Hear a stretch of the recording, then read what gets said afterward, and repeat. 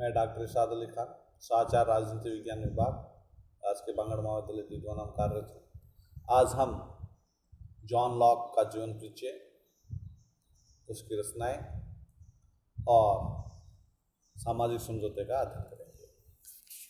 John Locke के बारे में हम ये कह सकते हैं कि जॉन लॉक इंग्लैंड के दार्शनिक थे, जिनका संबंध लॉर्ड एस्ले और व्हिग पार्टी से था। उसने मानव स्वभाव का परमार्थ जीवन जीने वाला बताया। लोक भी राज्य को मानवकृत संस्था मानता है और कहता है कि यह सामाजिक समझौते के परिणाम स्वरूप अस्तित्व में आया। प्राकृतिक अवस्था अर्थात राज्य के पूर्व की अवस्था में एक ऐसी संस्था का अभाव था जो कानूनों का निर्माण कर सके। यानी इन्होंने कानून निर्माण के संबंध में कहा कि कानून निर्माण लागू कर सके, उसकी व्याख्या कर सके, उनकी व्याख्या कर सके। अतः इस स्वभाव की पूर्ति हेतु मानव स्वभाव समझौते करता है। उसका परिणाम स्वरूप राज्य संप्रभुता का स्थापना होती है। यानी हॉब्स, लॉक, रूसो तीनों ने प्राकृतिक अवस्था को राज्य की उत्पत्ति का कारण बताया। लॉक का मत है कि प्राकृतिक अवस्था में मानव के पास 3 प्रकार के अधिकार होते थे: जीवन, संपत्ति और स्वतंत्रता। ये लॉक की मौलिक देन मानी जाती है कि ये उसने सीमित सरकार की व्याख्या की, जो शक्ति पृथक्करण के सिद्धांत पर आधारित है। व्यवस्थापिका, कार्यपालिका और न्यायपालिका को पृथक रूप में करने का काम करता है। अवरोध और संतुलन स्थापित करने का एक राजनीतिक सत्य है। लॉक की सहिष्णुता नीति और धर्मनिरपेक्षता राज्य की कल्पना और आधुनिकता का संदेश है। उसका व्यक्तिवाद, उदारवाद और संपत्ति सिद्धांत राजनीतिक विचारधारा के इतिहास में क्रांतिकारी सिद्धांत माना जाता है। शासन जन इच्छा पर आधारित होता है। यदि राज्य जन इच्छा पर आकांक्षाओं पर खरा नहीं उतरता तो उसके विरोध करने का अधिकार जनता को है। यह लोकतंत्र की दिशा में एक महत्वपूर्ण कदम सिद्ध हुआ। व्यक्तिवाद, उदारवाद, संविधानवाद, सहिष्णुतावाद, धर्मनिरपेक्षतावाद और शक्ति पृथक्करणवाद के मसीहा के रूप में राजनीतिक चिंतन के लॉक का नाम अमर रहेगा। यानी लॉक के जीवन परिचय के बारे में हम अध्ययन करते हैं। तो लॉक जो था जन्म से, यानी कि लॉक का जन्म 1632 ईस्वी में समरसेट शहर के रिंगटन नामक स्थान पर हुआ था। उसके पिता एक वकील थे। जब लॉक की उम्र 12 वर्ष की थी तो लॉक इंग्लैंड का गृह युद्ध छिड़ गया था। यानी कि लॉक का जन्म प्यूरिटन संप्रदाय के एक मध्य वर्ग परिवार 1632 ईस्वी में हुआ। उसका पिता एक वकील थे। उच्च शिक्षा के लिए लॉक ऑक्सफोर्ड भेजा गया। यानी कि जब इससे हम पहले कह सकते हैं कि उसके पिता 1642 ईस्वी में पार्लियामेंट की ओर से लड़ने वाली सेना में भर्ती हो गए और स्वयंसेवक की एक कंपनी के कप्तान भी बने। लॉक ने लिखा है कि जब मुझे कुछ समझने का होश आया तो मैंने अपने को तूफान में पाया। लॉक की प्रारंभिक शिक्षा घर पर ही हुई। बाद में उसे वेस्टमिनिस्टर के पब्लिक स्कूल में भेजा गया। सन 1652 ईस्वी में उसने ऑक्सफोर्ड के क्राइस्ट चर्च कॉलेज में प्रवेश लिया, जहाँ से उसने सन 1656 ईस्वी में BA तथा 1658 ईस्वी में 26 वर्ष की उम्र में MA की डिग्री प्राप्त की। ऑक्सफोर्ड विश्वविद्यालय से MA करने के बाद वह अब वहीं यूनानी भाषा, काव्य शास्त्र, दर्शन शास्त्र का अध्यापक नियुक्त किया गया, परंतु इस कार्य में उसका मन नहीं लगा। उसने बिशप के रूप में चर्च में प्रवेश पाने का प्रयास किया, किंतु चर्च के कठोर नियमों का पालन करना उसकी क्षमता से बाहर था। उसने 1660 ईस्वी में ऑक्सफोर्ड के प्रसिद्ध चिकित्सक डेविड टॉमस के चिकित्सा शास्त्र का अध्ययन प्रारंभ किया और शीघ्र ही वह कुशल डॉक्टर बन गया। यानी कि एक सुख्यात डॉक्टर के रूप में 2 वर्ष तक इन्होंने शिक्षा ली और लॉर्ड एस्ले से इनका संपर्क हुआ, जो आगे चलकर अर्ल ऑफ सॉफ्टबरी बने। लॉक ने अगले 15 वर्ष तक अर्ल ऑफ सॉफ्टबरी के निजी चिकित्सक और विश्वासपात्र सचिव के रूप में कार्य किया। यानी इसमें हम 1666 इसके हम देख सकते हैं। सन 1666 ईस्वी में एक घटना घटित हुई जिसने लॉक के भविष्य को नया मोड़ दिया। उसने उस समय के एक सुप्रसिद्ध राजनीतिज्ञ और व्हिग दल के संस्थापक लॉर्ड एस्ले, जो बाद में अर्ल ऑफ सॉफ्टबरी के नाम से पुकारे गए, लॉक से इतना प्रभावित हुए कि उन्होंने लॉक को लंदन आकर उसे एक निजी डॉक्टर बनने को कहा था। यानी कि 1672 में एस्ले लॉर्ड चांसलर बने। तब लॉक ने उसकी कृपा से कतिपय महत्वपूर्ण शासकीय पदों पर को भी सुशोभित किया। जब राजा ने एसली को लॉर्ड चांसलर के पद से और 1673 में अपदस्थ कर दिया तो लोग को भी अपने पद से हाथ धोना पड़ा। इन दिनों लोग की स्वास्थ्य ठीक नहीं था, अतः उसने अपने इलाज के लिए सन 1675 में फ्रांस चला गया और 4 वर्षों तक वहीं रहा। सन 1679 में राजा ने एसली को उसके पुराने पद पर पुनः प्रतिष्ठित कर दिया। तब लोग की भी वापस इंग्लैंड आकर उसके साथ काम करने लगा, किंतु 1681 ईस्वी में राजा पुनः एसली से रुष्ट हो गया, क्योंकि वह प्रोटेस्टेंट धर्मावलंबी व्यक्ति को राजगद्दी पर बैठाने के षड्यंत्र में संलग्न था। उससे इंग्लैंड छोड़कर हॉलैंड भागना पड़ा। हॉलैंड में जब उसे यह आशंका हुई कि वहाँ सरकार उसे पकड़कर ब्रिटिश सरकार को सौंप देगी तो वह वेश बदलकर और छिपकर रहने लगा। एसली के जाने के बाद भी लोग भी इंग्लैंड में भयभीत रहने लगा, अतः वह भी भाग कर हॉलैंड चला गया और 1679 ईस्वी में तक वहीं रहा। तत्कालीन स्टुअर्ट वंशी राजा को गद्दी से उतरने तथा विलियम ऑफ ऑरेंज की गद्दी पर बैठाने के षड्यंत्र में लोक ने भी सक्रिय रूप से भाग लिया और 1688 ईस्वी में क्रांति के सफल होने तथा विलियम को इंग्लैंड बुलाए जाने पर लोक भी उसी जहाज में इंग्लैंड लौटा, जिस जहाज से विलियम की पत्नी मैरी इंग्लैंड आई। विलियम ने राजगद्दी बैठने पर लोक को उसकी सेवाओं का पुरस्कार स्वरूप कमिश्नर ऑफ अपील्स का पद दिया, जिसे लोक ने स्वीकार कर लिया। सन 1700 ईस्वी में स्वास्थ्य की दुर्बलता के कारण उसको सरकारी पद त्यागना पड़ा और 1704 ईस्वी में 72 वर्ष की आयु में उनका निधन हो गया। जॉन लॉक की रचनाओं के बारे में हम अध्ययन करें तो जॉन लॉक की गणना इंग्लैंड के महान लेखकों में की जाती है। उसने राजशास्त्र, धर्मशास्त्र, शिक्षा, दर्शन, विज्ञान आदि विभिन्न विषयों पर 30 से भी अधिक ग्रंथ लिखे। राजनीति शास्त्र के संबंध में उसके महत्वपूर्ण ग्रंथ निम्नलिखित हैं, जैसे कि मनुष्य स्वभाव के संबंध में निबंध 1690 ईस्वी में और शासन पर 2 निबंध 1690 ईस्वी में, सहिष्णुता पर पहला पत्र 1689 ईस्वी में, सहिष्णुता पर दूसरा पत्र 1690 ईस्वी में, सहिष्णुता पर तीसरा पत्र 1692 और शिक्षा संबंधित कतिपय विचार 1693, कैरोलिना का मौलिक संविधान 1692। यानी कि शासन पर जो निबंध था लोक की महत्वपूर्ण रचना है। और प्रोफेसर वाहन ने लिखा है कि दोनों निबंध एक दुनाली बंदूक की तरह है, जिसमें एक नली फिल्मर की ओर और दूसरी हॉब्स की ओर निशाना साधे हुए है। यानी कि प्रोफेसर वान ने लिखा, और पहले निबंध में फिल्मर द्वारा प्रतिपादित राजा के दैवीय अधिकारों के सिद्धांतों पर जोरदार खंडन किया गया। फिल्मर के अनुसार प्राचीनतम सम्राट कुलों के पिता थे।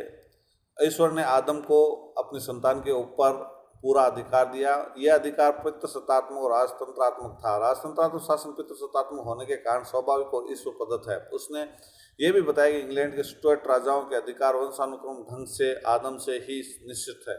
राजाओं के दैवीय अधिकारवाद और पितृसत्तात्मक अधिकार का इस प्रकार फिल्मर ने समर्थन किया था। दूसरे निबंध में लेवियथान में हॉब्स द्वारा प्रतिपादित निरंकुशतावाद का विरोध किया गया। वस्तुतः लोक के ग्रंथ का उद्देश्य निरंकुशतावाद के आधारों का खंडन करना, यह सिद्ध करना था कि 1688 की रक्तहीन क्रांति से राजा विलियम को प्राप्त राजसत्ता जनता की सहमति पर आधारित थी। लॉक का द्वितीय निबंध राजनीतिक चिंतन के दूसरी दृष्टि से भी बहुत उपयोगी है, क्योंकि उसमें उन्होंने सरकार के मूल प्रश्नों को उठाया और राजसत्ता और कानून के औचित्य को सिद्ध किया और यह बतलाया कि राजा की आज्ञा का मानना क्यों आवश्यक है। आलोचकों के अनुसार लॉक ने अपने पहले निबंध में फिल्मर की जितनी खुलकर आलोचना की, उतनी दूसरे निबंध में हॉब्स की भी वैसी आलोचना नहीं की। इस पर टिप्पणी करते हुए सेबैन ने कहा कि यह अत्यंत दुर्भाग्यपूर्ण है कि लोक ने अपने उत्तरदायित्व को पूरी तरह से नहीं समझा। यद्यपि अपने तर्कों का विकास करते हुए लोक सदैव हॉब्स पर अपनी दृष्टि जमाए रहा, लेकिन उसने खुले तौर से हॉब्स का नाम लेकर उसके मत का खंडन कभी नहीं किया। सेबाइन के यही शब्दों में, यदि वह अपने उत्तरदायित्व को पूरी तरह से समझ लेता तो समाज और शासन के सिद्धांतों में गहराई से प्रवेश करता है। इससे उसके दर्शन का बहुत सा भ्रम दूर हो जाता। लॉक की इस पुस्तक का प्रकाशन यद्यपि 1690 में हुआ, लेकिन कैम्ब्रिज विश्वविद्यालय में प्रोफेसर पीटर लॉसलेट ने अपने नवीन अनुसंधान से सिद्ध किया कि यह संपूर्ण रचना 1683 ईस्वी से पहले ही तैयार हो गई थी। लोक ने इसे 7 वर्ष पश्चात ग्रंथ लेखक का नाम न देते हुए इसलिए प्रकाशित किया कि उसे यह भय था कि स्टुअर्ट शासक पूर्ण सिंहासनारूढ़ हुए तो उसके लेखक को दंड भोगना पड़ेगा, और उसके जीवन काल में ही 1690, 1694, 1698 में इस ग्रंथ के 3 संस्करण प्रकाशित हुए। यद्यपि इन तीनों में ही अशुद्धियाँ थी। उसके निधन के बाद ही इस ग्रंथ में 1687 में गौरवपूर्ण क्रांति के सैद्धांतिक आधार को प्रस्तुत किया, और प्राकृतन में लोक ने ग्रंथ में 1688 ईस्वी की गौरवपूर्ण क्रांति के लिए सैद्धांतिक आधार प्रस्तुत किया था। इस ग्रंथ के प्राकृतन में ही लोक ने ग्रंथ लिखा कि पुस्तक विलियम ऑफ ऑरेंज के सिंहासन औचित्य को सिद्ध करता है। इस ग्रंथ का लेखन 1683 ईस्वी में पूरा हो चुका था। तो पीटर लासलेट का यह कथन महत्वपूर्ण होता है कि इसमें भावी क्रांति मांग की गई, ना कि घटित क्रांति को उचित सिद्ध करने का प्रयास। यानी कि लोक बिल ऑफ राइट्स रास्ता जो जेम्स द्वितीय ने वहाँ भाग कर जो फ्रांस उस समय किया था, यानी ऐसी परिस्थितियाँ पैदा हो गई थी जिससे कि लोक को जाना पड़ा। लोक के अध्ययन पद्धतियों में हम जैसे उसकी संवेदना, सेंसेशंस और प्रत्यक्ष स्वाद बोध का अध्ययन करते हैं। ये 2 इसमें विशेष रूप से हैं।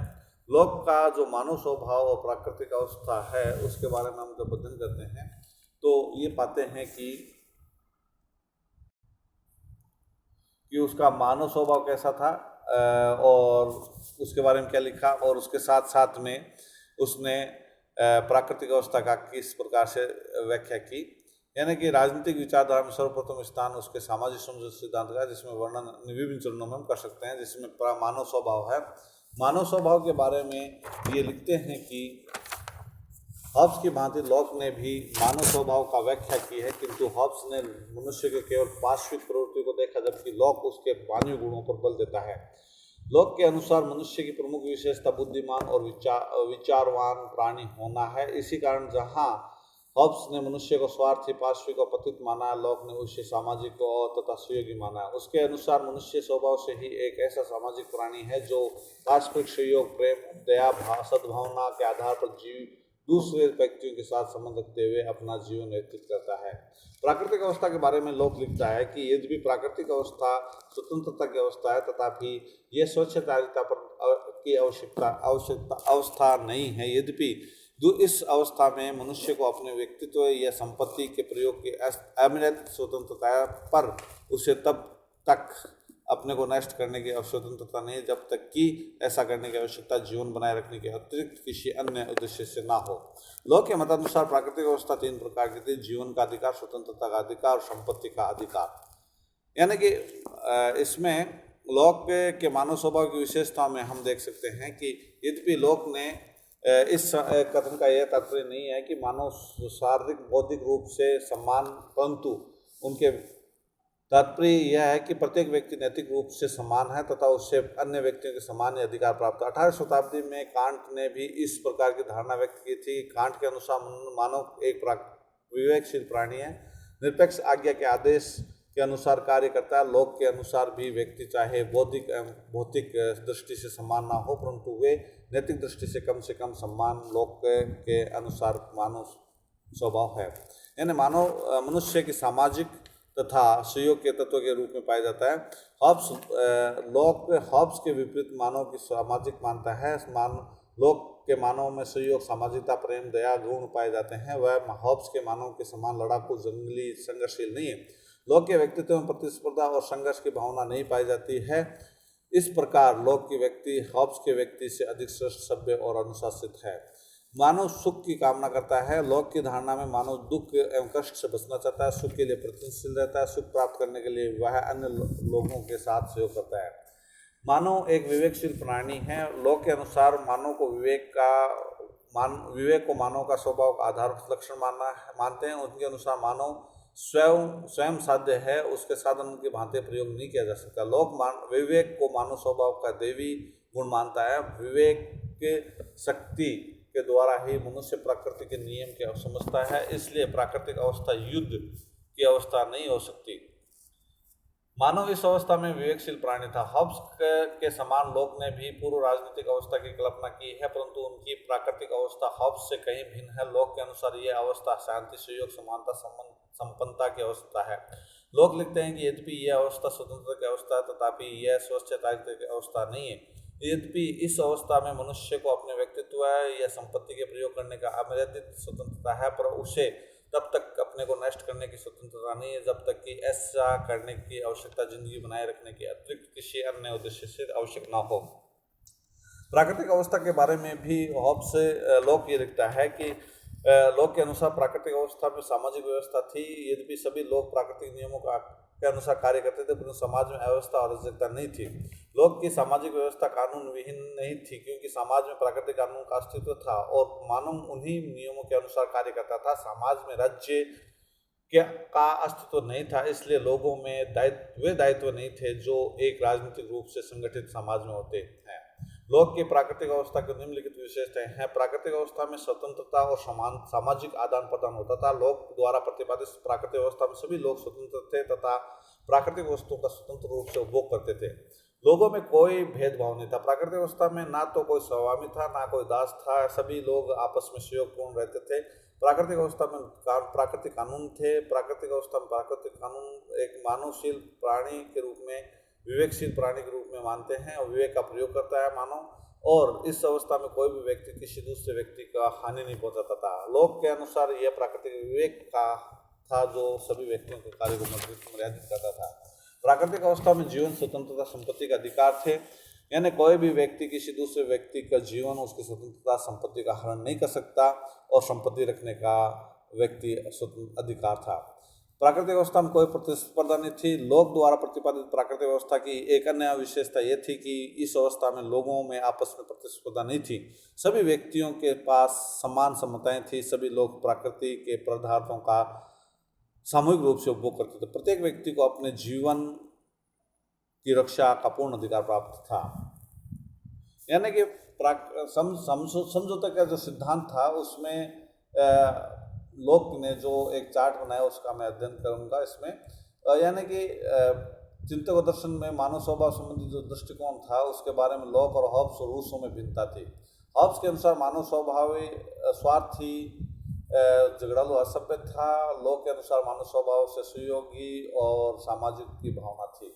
लोक प्राकृतिक अवस्था का वर्णन करते हुए कहता है कि मानव अपना कार्य करना और संपत्ति, अपने शरीर का प्रयोग करने की पूर्ण स्वतंत्रता की स्थिति में थे। यद्यपि यह स्वतंत्रता कानून की सीमाओं के अंतर्गत थी, तथापि उसके लिए किसी दूसरे व्यक्ति का अनुमति नहीं लेनी पड़ती थी। किसी की इच्छा पर निर्भर नहीं रहना पड़ता था। यह प्राकृतिक अवस्था संपूर्ण सहयोग एवं भ्रातृत्व की भावना पर आधारित थी। लोक के अनुसार मानव स्वभाव में प्रतिस्पर्धा और संघर्ष की भावना नहीं पाई जाती थी। मानव सदैव दुख और कष्टों से बचकर सुखमय जीवन व्यतीत करता था। लोक मानव को विवेकशील प्राणी मानता था। यद्यपि प्राकृतिक अवस्था में राज्य अस्तित्व में नहीं था, फिर भी मानव जीवन व्यवस्थित और शांतिमय था। प्राकृतिक अवस्था में मानव का जीवन शांति में व्यवस्थित था, लेकिन प्राकृतिक अवस्था की असुविधाओं ने मानव को सामाजिक समझौते के द्वारा राज्य के निर्माण हेतु बाध्य किया। लोक के अनुसार दो प्रकार के समझौते सामाजिक और राजनीतिक थे।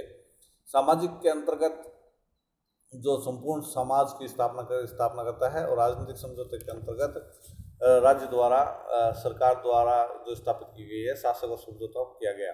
अर्थात लोक के समझौते में शासक भी सम्मिलित था और जब तक जीवन, स्वतंत्रता, संपत्ति की रक्षा करता है उसे आज्ञा पालन करवाना और शासन करने का अधिकार प्राप्त होगा।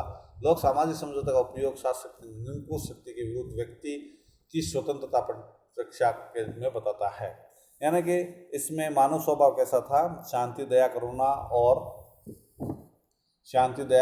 और वात्सल्य, सहयोगी, त्याग और समर्पण इत्यादि गुण युक्त थे। प्राकृतिक अवस्था में उच्च स्तरीय अवस्था जिसमें मानव 3 प्राकृतिक अधिकारों को भोग करता, स्वतंत्र समझौता का स्वरूप था 2 प्रकार थे। एक तो प्रथम व्यक्ति के बीच जिससे नागरिक समाज बना, द्वितीय शासक व्यक्ति के बीच जिससे राज्य बना। संप्रभु की स्थिति सीमित और मर्यादित रहेगी। सीमित और राजतंत्र का समर्थन किया। व्यक्ति और राज्य के बीच में व्यक्ति की राज्य के विरुद्ध क्रांति का अधिकार होगा। यानी कि ये भी इसने यहाँ पर दिया है। आज हम इतना ही अध्ययन करेंगे, इसके बाद में आगे अध्ययन करेंगे। धन्यवाद।